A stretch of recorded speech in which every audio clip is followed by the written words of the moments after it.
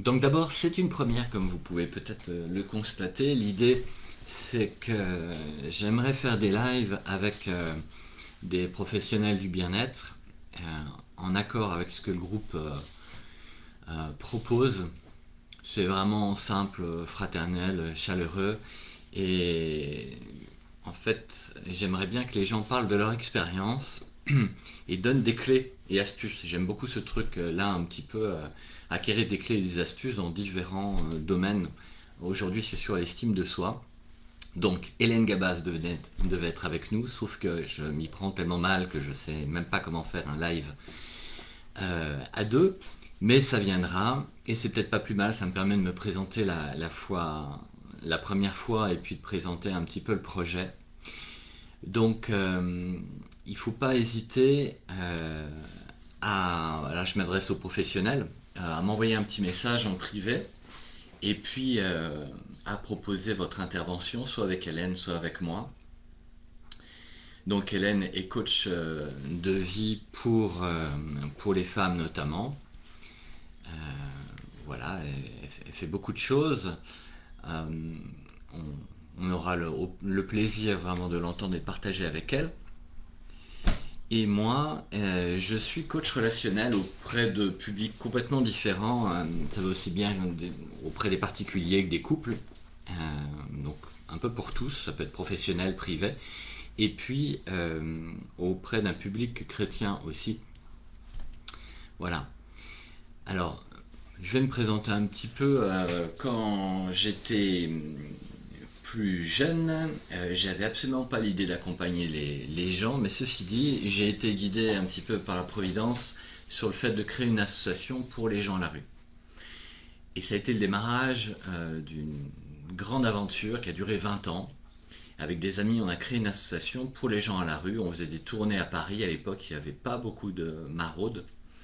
Et du coup, et ben ça m'a voir les gens comme ça galérer en pleine nuit sans rien, ça m'a touché. On a réussi à créer quelque chose avec l'aide d'Emmaüs, avec des amis, et on a fait l'expérience de la pauvreté, de la solitude, euh, et de beaucoup de souffrance, mais aussi beaucoup de joie. Euh, avec des gens vraiment, je dis toujours que j'ai été enseigné par les pauvres, c'est-à-dire que euh, ces gens, dans leur manière de réagir, m'ont vraiment donné du- des clés, du baume au cœur pour pouvoir avancer moi-même dans ma vie. Les 10 dernières années, on a créé un café social avec toutes sortes de publics en pauvreté aussi, des couples, des personnes âgées, des personnes handicapées, des gens à la rue. Et là, je me suis dit qu'il fallait que j'ai plus d'outils pour pouvoir accompagner les gens. Je me suis donc formé d'abord en écoute psychologique, en relation d'aide sur Paris pendant quelques années, et j'ai rencontré le coaching en fait. Et ça m'a beaucoup touché parce que donc le coaching, je rappelle le principe, l'idée. euh, donc le coach, ça vient de cette image dont on parle beaucoup dans les années 1900, où le coach est assis à côté de celui qui conduit une carriole, et c'est pas lui qui conduit, mais il conseille, il aiguille, il essaye de poser des questions pertinentes pour aider la personne, les autres, celui qui conduit, à trouver la meilleure voie, la voie qui lui ressemble. Donc un coach n'est pas là pour nous dire ce qu'on doit faire, mais il va nous aider à prendre les bons chemins, réfléchir sur nos valeurs, sur ce qu'on est, sur nos envies, sur nos objectifs, sur notre rythme, ce qu'on est capable de donner. Voilà. Euh, donc ça a été le début pour moi d'une grande aventure. Je travaillais au musée du Louvre pendant une vingtaine d'années, et j'ai eu la chance avec mon épouse, on voulait venir en Charente-Maritime depuis longtemps. Alors, j'ai donc arrêté de travailler au musée du Louvre, on a déménagé en Charente-Maritime, et là j'ai pu ouvrir mon premier cabinet de coaching. Voilà, un air de vie que vous pouvez suivre sur le site Un air de vie, où il y a pas mal de choses, des ateliers, des stages, des accompagnements personnalisés. Alors pour commencer, en fait, j'aimerais rebondir sur un témoignage dont je parle souvent dans les ateliers, où c'est le témoignage du coup d'une personne à la rue, d'un ami qui est décédé maintenant, mais qui m'a beaucoup, beaucoup fait réfléchir. Et j'en parle beaucoup. Alors, je fais des ateliers aussi pour les enfants, hein, pour les adultes. Et cet homme s'appelle Joël. Et Joël, quand je l'ai connu, avec les amis, on faisait les maraudes à la rue, à Porte de Charenton. Et il se trouve que Joël, ça faisait 14 ans qu'il était à la rue. Pour vous la faire brièvement, il avait perdu sa femme et sa fille dans un accident. Ça lui a fait péter les plombs. Il a lâché son boulot, il s'est retrouvé à la rue.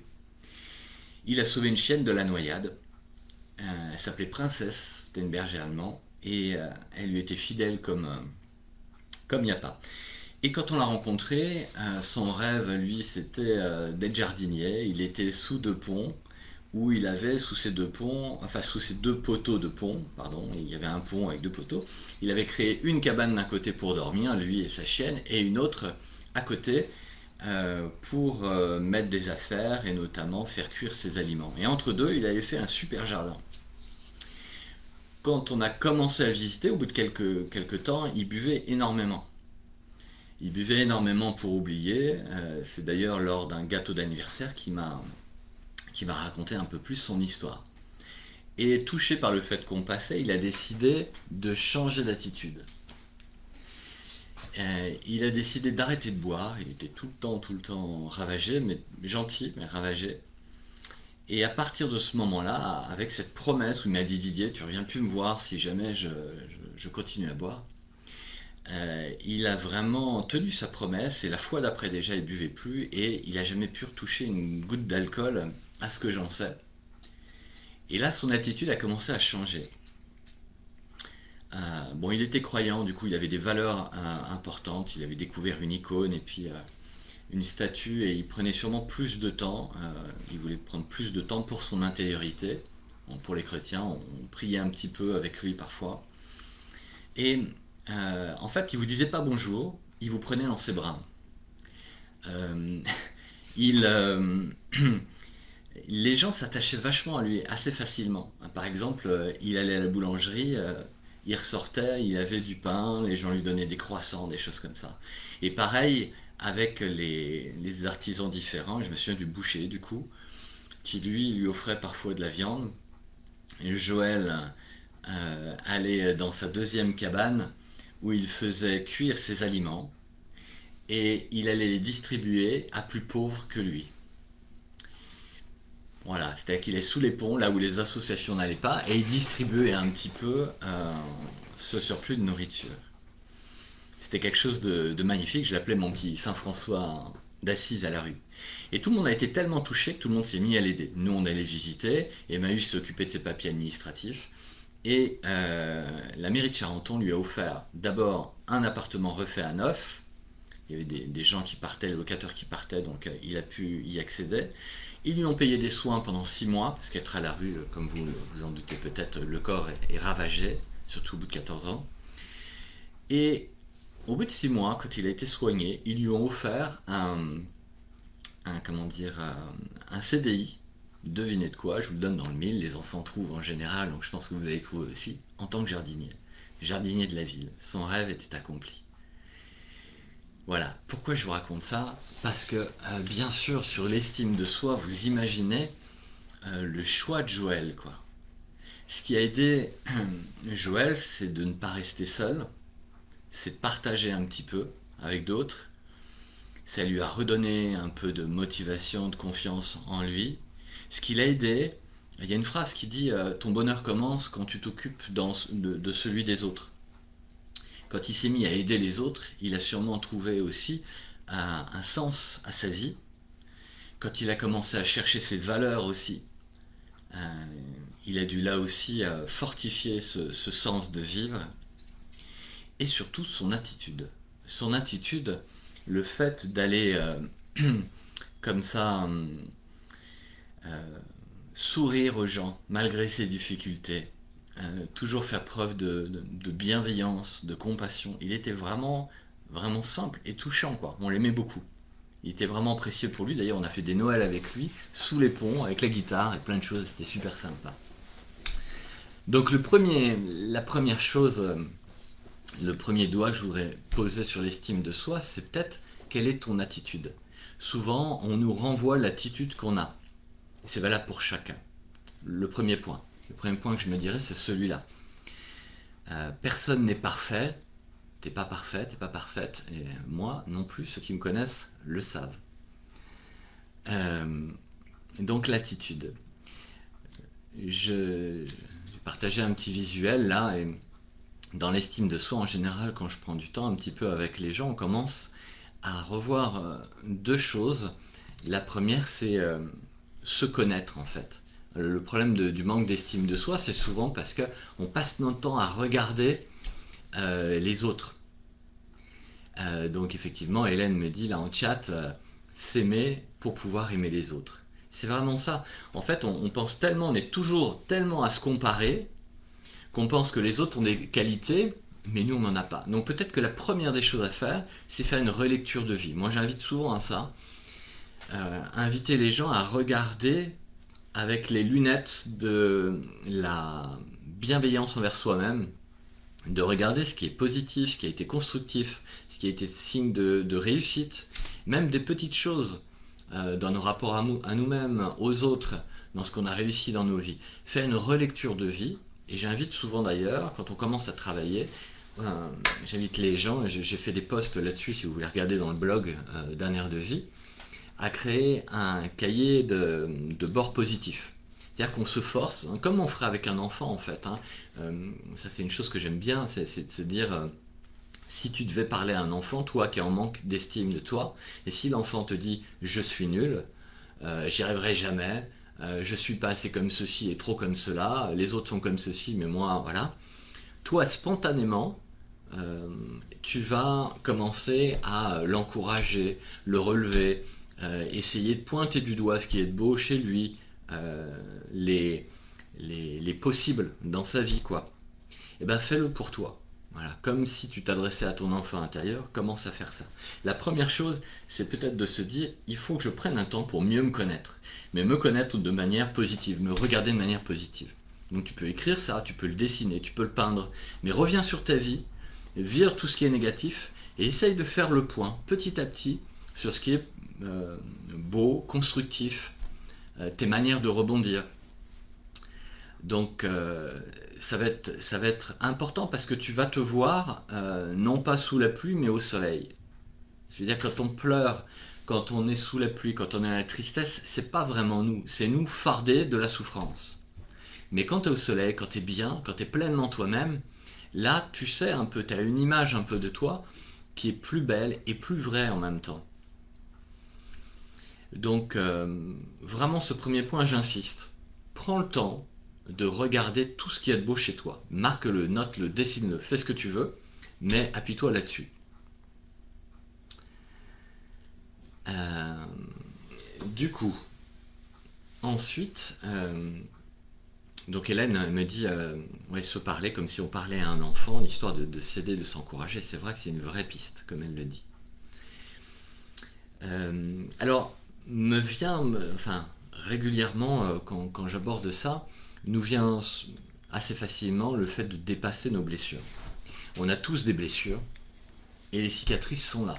Et on a beau faire, c'est parfois très dur, elles sont là. Le problème des blessures, c'est qu'elles formatent aussi nos émotions. La peur, la crainte, voilà, et qu'elles nous poussent ici à fuir, ici à se sentir toujours le vilain petit canard, voilà. Donc moi j'aime bien relever à chaque fois et dire aux gens, faites attention à vos émotions. Autant il faut apprendre à les accueillir, pareil à les écrire, à les dessiner, à en parler, ça fait du bien, il faut être vrai. On passe par des larmes, on passe par des rires, c'est comme ça, c'est la vie. Mais autant tes émotions ne définissent pas qui tu es.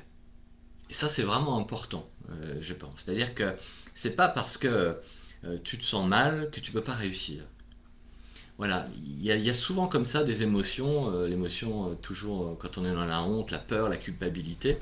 Ben, en fait, c'est un peu comme une sorte de mirage qu'il te faudrait réussir à passer pour voir qu'en fait il fait pas si sombre que ça.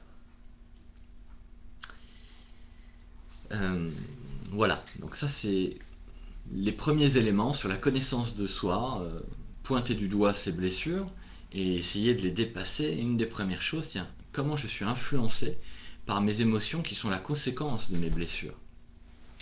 Donc pareil, souvent en écrivant, en parlant ou en parlant seul sur le sujet, tu vas voir que tu t'éclaires en fait toi-même et tu vas commencer à faire attention sur ce qu'il faut que tu fuis, voilà, que tu acceptes, que tu dépasses.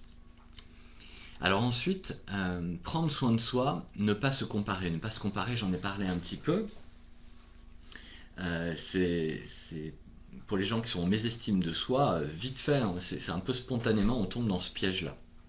Donc il va falloir commencer à se mettre une barrière, se dire stop, je veux vraiment essayer de passer outre ça.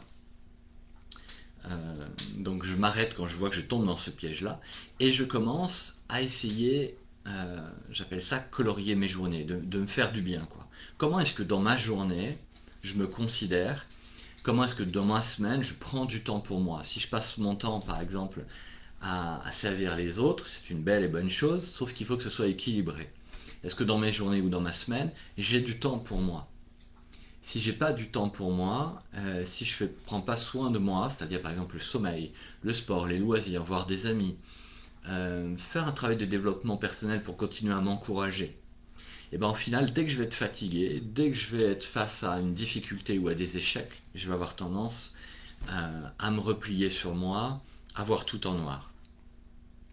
Donc Hélène me dit, pas de culpabilité à avoir si on est en colère, ou la peur, les exprimer avec bienveillance envers soi-même. Voilà.